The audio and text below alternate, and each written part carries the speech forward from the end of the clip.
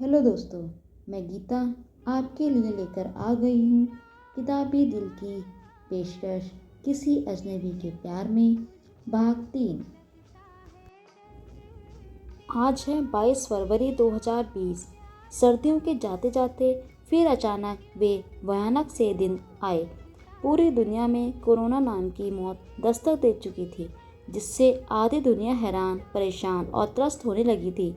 Corona के आतंक ने कोहराम मचा रखा था। यह महामारी एक एक करके सभी देशों को अपने चक्रव्यूह में ले रही थी।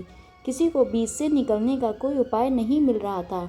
आए दिन न्यूज़ चैनलों पर इस महामारी की भयावहता की खबरें बढ़ती जा रही थीं। इस महामारी की चपेट में सबसे पहले यूरोपीय देश आने लगे। निमेश भी उस वक्त यूरोप में ही था। हम दोनों ही बहुत ज़्यादा डरे हुए थे। मैं उससे रोज़ पूछती कि वह कब वहाँ से निकल पाएगा।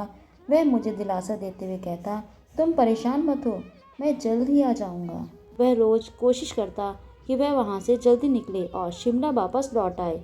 वहाँ लाखों लोग इस महामारी की चपेट में आने लगे थे। वहाँ की भयावहता की जिक्र वह अक्सर कॉल या मैसेज पर करने लगा था। उसके लौटने की छटपटाहट उसकी आवाज़ में साफ झलक रही थी। मैंने भी मौसी माँ के साथ जल्द ही दिल्ली जाने का मन बना लिया था। ऐसे मुश्किल वक्त में मैं किसी को भी अपने से दूर नहीं रख सकती थी। मैंने सोच लिया था कि निमेश के लौटते ही उसे भी वहीं दिल्ली में अपने साथ रख लूँगी। पापा से भी निमेश और अपने बारे में बात कर लूँगी। ऊपर वाले की खैर कि निमेश को किसी तरह वापस का टिकट मिल गया और वह दिल्ली के लिए फ़्लाइट में बैठ गया। मगर जब वह दिल्ली पहुंचा तब तक कोविड पॉजिटिव हो चुका था। उस वक्त यहाँ के डॉक्टर्स कोविड का सही इलाज खोजने की प्रक्रिया में थे, इसलिए सिर्फ लोगों को आइसोलेट करके और नॉर्मल सर्दी खांसी बुखार की दवा देकर काम चला रहे थे। वहाँ से लौटे बहुत से लोगों के साथ साथ निमेश को भी आइसोलेशन में रख दिया गया। मैं दिल्ली आ चुकी थी, मगर निमेश से मिलने का कोई रास्ता नहीं मिल रहा था। किसी भी कोविड पॉजिटिव मरीज के पास जाना तो क्या, उनको 2 गज की दूरी से देखना भी असंभव सा था। बहुत ही मिन्नतों के बाद किसी तरह अस्पताल ने पूरे एहतियात के साथ मुझे दूर से निमेश को देखने का मौका दिया। वह बहुत कमज़ोर हो चुका था, मुंह पर मास्क लगा हुआ था, पूरा बदन अस्पताल के नीले कपड़ों में ढका हुआ था और उसकी सितारों की चमकती आंखें अब दर्द से भरी दिखने लगी थीं। वह सब देखना मेरे लिए फिर से किसी ताज़ी जैसा था। वह मेरे लिए बहुत कठोर समय था। मैंने निमेश को ढांढस देने के लिए हाथों के इशारे से हेलो किया। उसकी आंखें थोड़ा मुस्कुराईं और फिर उदास हो गईं। उसने इशारों में अपनी बेचारगी जाहिर की और मैं पूरे बदन से फूट फूट कर रोने लगी। मैं आंखों में आंसू लिए वापस लौट आई। दिन रात ईश्वर से प्रार्थना करने लगी कि निमेश जल्दी से ठीक होकर मेरे पास आ जाए। मेरा दिल डरे हुए खरगोश सा हो गया था कि अब जान गई तब जान गई। मगर काश किसी के जाने के बाद हमारी जान भी आसानी से जा पाती, तब मैं इतना ना डरती। मेरा डर सही साबित हुआ। मेरी किस्मत में निमेश लिखा ही नहीं था। एक रोज़ निमेश के ना होने की खबर मेरे पास आई। मैं भागकर अस्पताल गई, लेकिन मैं न उससे मिल सकी, न उसे छू सकी, न उसके माथे को सहला सकी। मैं बस बेबस सी चादर में पूरी तरह से लिपटे उसके शरीर को मरघट ले जाते देखती रही। मैं बहुत रोई। मेरा प्यार खो चुका था, मुझसे दूर जा चुका था, पर उसकी आंखें मेरी आंखों से दूर ही नहीं जा पाईं।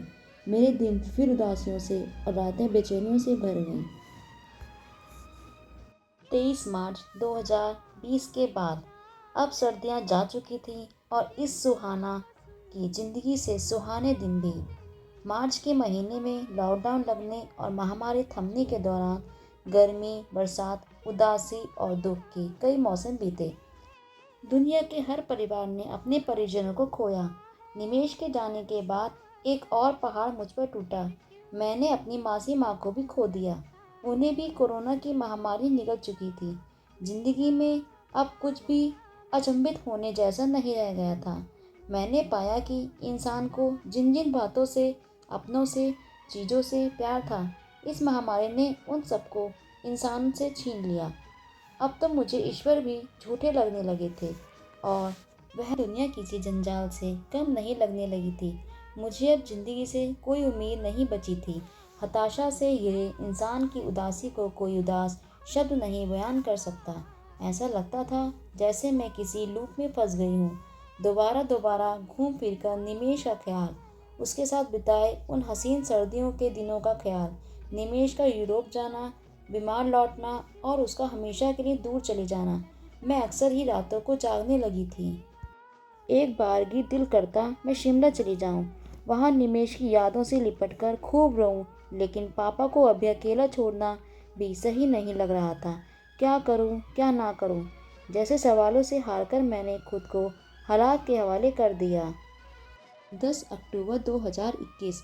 आज 10 अक्टूबर का दिन था। आज ही के दिन मैं कोविड के पहले मासी माँ के पास रहने गई थी।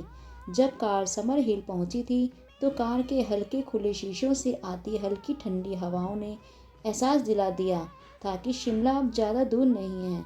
यही सब सोचते हुए मैंने जैसे ही अपने कमरे की खिड़की खोली, वैसे ही कुछ रुमानी सी हवा मेरे चेहरे को छू गई। सर्दियों के दिन लौट आए थे और साथ ही लौट आई थी कोई अनजान सी उम्मीद। यूं ही जैसे अब सब कुछ सही हो जाएगा। कोविड में मासी माँ के चले जाने के बाद उनके घर से लेकर दफ्तर तक काफ़ी कुछ ऐसा था जो कि मुझे समेटना था। न चाहते हुए भी मुझे सब कुछ सेटल करने शिमला लौटना पड़ा।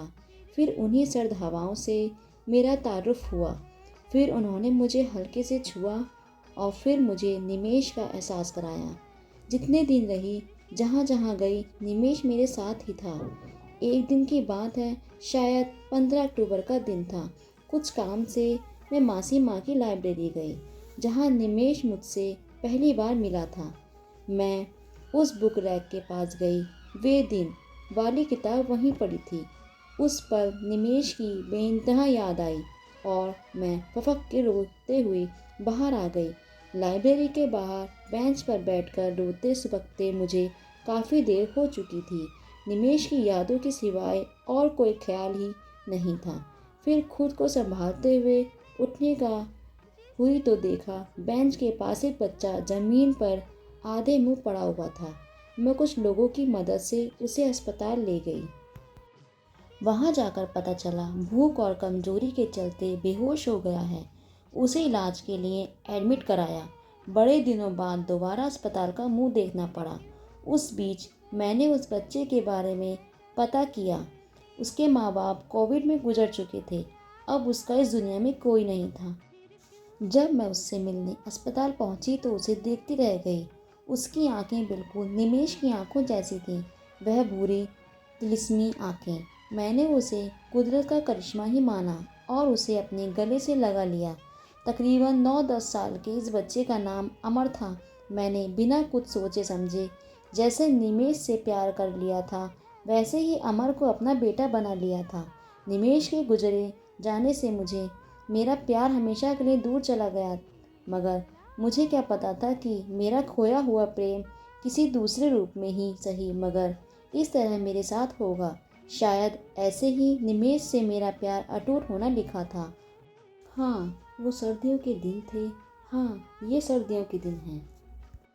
15 अक्टूबर 2030। हाँ तो दोस्तों, उम्मीद है आपने यह कहानी बड़े दिल से सुनी होगी। अगर सुनी है तो यह भी समझ गए होंगे कि आज मैं शिमला में क्यों हूँ।